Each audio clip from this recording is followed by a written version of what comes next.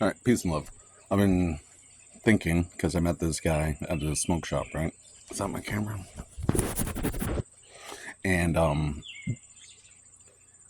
he was a Princeton researcher and he was talking about his experiments in cognition, and it immediately reminded me of Agni and the Vedas. Pretty much how, like, you think about things as the thing known, the knowledge itself, and then the application knowledge. Three things that are virtually indistinguishable but are very distinct things about the same thing.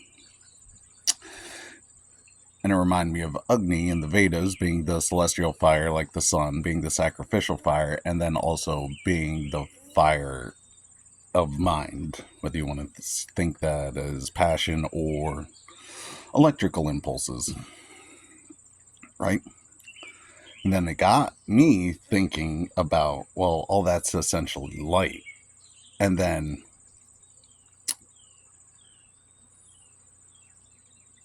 so light has a finite top speed. And what happens when you reach the speed of light is matter and time, like the fabric of space-time, condense into a singularity. So light is a singularity containing 5 dimensions. If you want to think of light itself as the first dimension, fine. Then there's 3 of space that we could perceive: forward time and reverse time. Those are 5 dimensions. So then think about, like, okay, well, if it's light, light is creation, and all the space-time exists instantaneously with the light. Okay, so then what is the 6th dimension?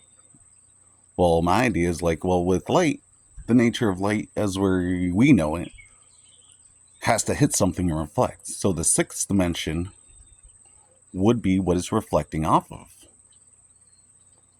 So the primordial waters, the primordial essence as it is the 6th dimension that the light's projecting on, right? But then it's all like metacognition. But then they say that metacognition is a better scale of intelligence instead of IQ. However, how do you judge metacognition? Because that's thinking about what you're thinking. And I thought, oh, well, that's an interesting thought. But if I could think about what I'm thinking, then I could think about how I'm thinking about what I'm thinking. And then I could examine how I'm thinking about how I'm thinking about how I'm thinking about what I'm thinking. And that could go on forever. And it reminded me of like how they explain the Kundalini serpent in the Bhagavad Gita. They call it a serpent that's infinitely long or has an infinite amount of hoods. So then I started thinking, it's like, oh, well, they say these other dimensions aren't real, but I was like, well, wait a minute. We access these dimensions mentally all the time with our mind. Like every time you remember something, you're accessing the reverse time dimension and pulling the essence of your actions from the past to your frontal lobe. Well, that's metacognition. That's you reaching into reverse time, finding a moment, and projecting it back. Which brings me to a Greek philosopher. I forget which one it was. Shame on me, but it was the one that said, it's not a popular opinion, that we don't create anything, we just remember. Well, if these other realms are accessed by our mind, that's essentially true.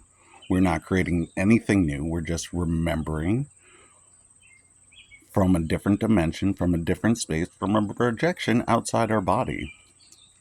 And these are scientifically proven concepts with noetics, that things outside the skull can affect the brain inside the skull, and the brain inside the skull is putting these magnetic frequencies out in the air around us so that we could interact without any physical interaction. It's all metacognition. So, but when you're accessing your memory, you're accessing fifth dimensional time space. When you're accessing and planning for the future, you're accessing fourth dimensional time space. Because the consciousness only lets us experience now. So anytime you're planning, you're accessing fourth dimensional time space, and anytime you're remembering, you're accessing fifth dimensional time space. Now the real question is, how would you define the sixth dimension? Peace and love.